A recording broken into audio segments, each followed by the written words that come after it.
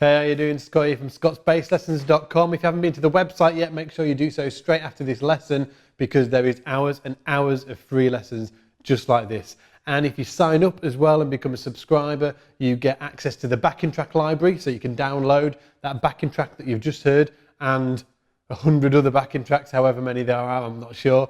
And you can also get access to special member-only videos as well. So today I want to talk about protecting your hearing. It is a big deal. If you're going to, if I'm hoping you're looking into the future and you're sort of like seeing yourself playing bass for years. And if you are doing that and you're looking at gigging or you're already gigging, you need to take into consideration your ears. It's something I wish I'd done years ago. I've definitely got a few ear problems. Well, not a few ear problems, but I've definitely got, diminished hearing slightly in my right ear. And that is because of all the drummers that I've been standing next to, okay? Imagine it, if you just listen to a drummer play on his own without playing your bass, they're incredibly loud. So just imagine standing there for, an hour, 2 hours right next to the drummer. I always stand on the hi-hat side of the drum kit, so that drummers are playing, that's where I'm standing next to that, because I feel that is the most consistent instrument that they're playing of all the instruments of the drum kit. That's where I want to be stood next to, so I can really lock in with that. But the problem is that you've always got the drums on one side of your head, okay, on your right hand side. If the drummer is right-handed, if he's left-handed, it'll be the other side. But bearing in mind that, most people, well, not most people, but, a lot of drummers are right-handed, you generally have the drums on your right-hand side.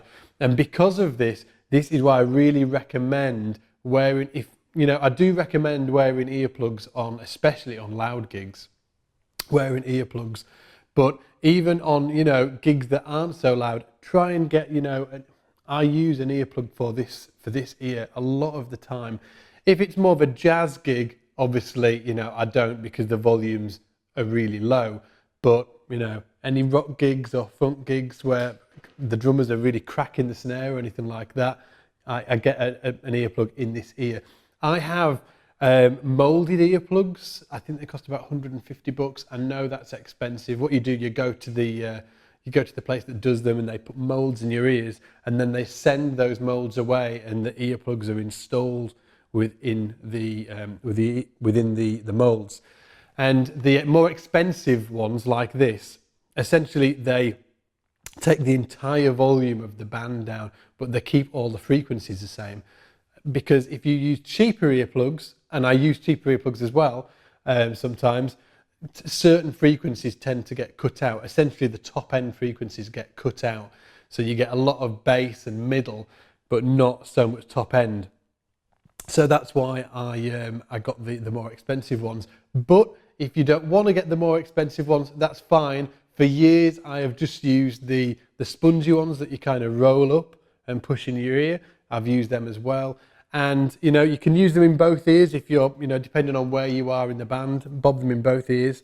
And then maybe if it's too much, just take them out a little bit, pull them out, ease them out, just so you can hear exactly what's going on, but your ears aren't getting hammered all the time. Really, you really got to listen. Look out after, look after your ears.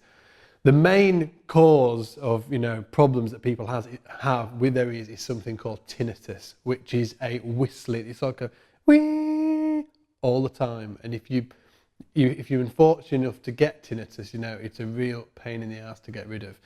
A few friends of mine, drummers, a few friends of mine have got tinnitus, and in fact, 2 friends of mine have actually stopped playing live because of it, because they just don't want to risk that ringing in the ears coming back. They're doing more studio work now.